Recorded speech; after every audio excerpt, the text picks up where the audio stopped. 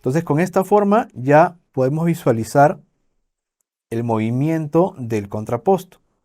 ¿Ok? Entonces, esto es muy importante y es utilizado no solamente por personas que recién se están iniciando en el dibujo, sino que también por profesionales, ¿no? Determinar la estructura de palitos es importante y es básica. Ahora, sobre esto ya podemos trazar las formas, en este caso, de este muñeco articulado. Hay diferentes muñecos articulados, hay inclusive algunos que tienen mayor detalle y están más cercanos a la anatomía real. Este es un muñeco básico, así que vamos a replicar las formas de su estructura. Por ejemplo, en este muñeco no se visualizan, ¿no?, los trapecios, ¿no?, que sí lo habíamos dibujado en el video anterior. ¿Ok? La zona de los abdominales tampoco se visualiza, ¿ok? Y la parte de la pelvis tiene una forma diferente a la que nosotros habíamos trazado en el video anterior. Son métodos, son técnicas, pero igual cualquiera de ellas, ¿no?, nos permite determinar la ubicación de justamente estos espacios importantes para la proporción de nuestro dibujo. ¿Ok? Entonces voy a colocar esto acá al costado y vamos a empezar. Entonces, la cabeza de nuestro personaje está ligeramente inclinada hacia la derecha. Eso quiere decir que también el eje de la cabeza va a estar inclinado, ¿cierto? Recordemos que la cabeza entonces va a caer en el primer renglón. Entonces vamos a tratar de que en la primera parte de nuestra estructura entre esa forma. ¿Ok? Simplemente acá tenemos que replicar la forma de nuestro muñeco articulado, que tiene una cabeza un tanto particular. Aquí ya podemos también ir aplicando otros conceptos que hemos aprendido a lo largo del curso, como por ejemplo la línea valorada. ¿Ok? Y por ejemplo puedo hacer esto.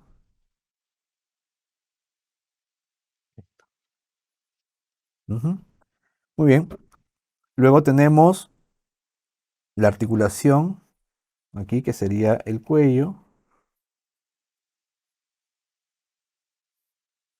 Y finalmente esta parte de la caja torácica, que está inclinada, recuerda, de esta manera. Por lo tanto, esta parte de la articulación es más angosta y esta parte es un poquito más grande. ¿Ok? Bien.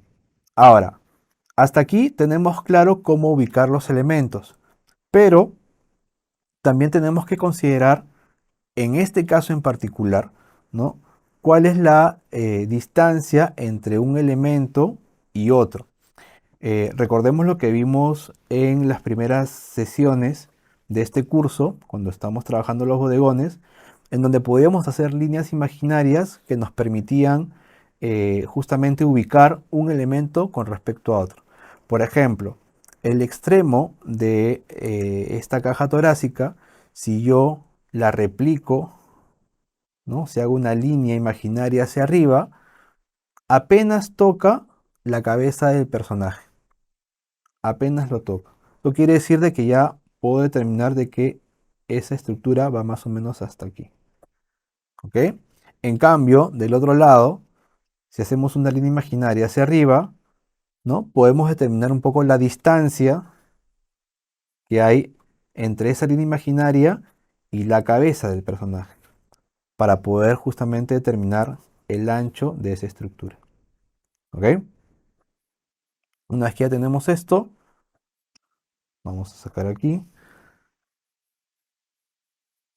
esta parte. Esta parte que es como que plana sería la zona del pectoral y todo esto sería, ¿no?, la zona abdominal y la parte de las costillas. ¿Hasta dónde va?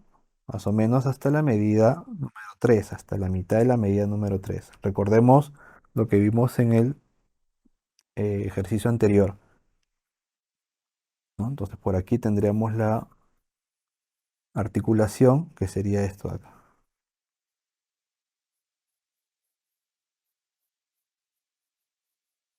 ¿Ok?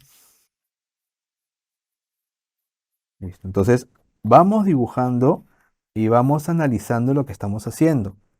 Todo esto corresponde a la caja torácica, que se encuentra entre la medida 2 y la medida 3. Pero como pues está haciendo un movimiento, entonces lo tenemos que hacer, ¿no? Con esta inclinación. ¿Ok? Bien. Ahora, debajo de esta zona que se corresponde a la caja torácica, ¿no? Costilla, zona abdominal, tenemos esta articulación. Sí, ¿cierto? Esto correspondería, ¿no? Por aquí se encontraría, por ejemplo, el ombligo. Aquí tengo que mover mi estructura de palitos que hice hace un rato, ¿no? Que yo había hecho, mira, he trazado la pelvis, ¿no? A esta altura, así que la voy a tener que mover más hacia la derecha. ¿Ok? Toda la zona pélvica se encontraría entonces en el espacio número 4. Y sube un poco, de esta manera. ¿Listo? Tiene una forma, ¿sí? Acá yo lo estoy exagerando un poco más, ¿no? Porque pues este muñeco de madera tiene ahí ciertas limitaciones para el movimiento, ¿ya? Pero yo acá en el dibujo lo estoy exagerando un poco más. ¿Ok? Fíjate que hay un movimiento entre la zona superior, ¿no? De la caja torácica y esta zona de la pelvis.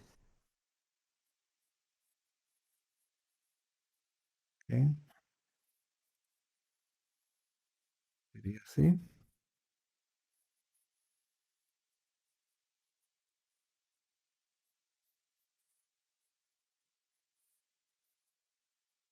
Voy borrando algunas líneas y ya por ahí no necesito.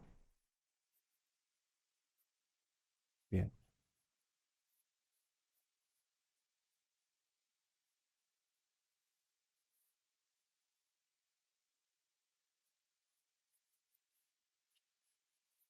Ujú.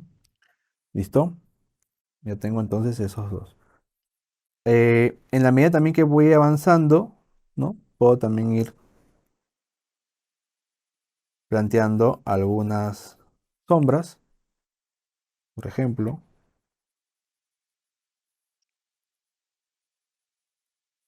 ahí con una trama muy suave, ¿no?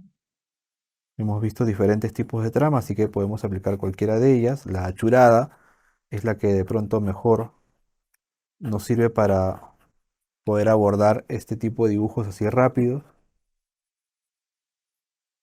¿Ok? Muy bien.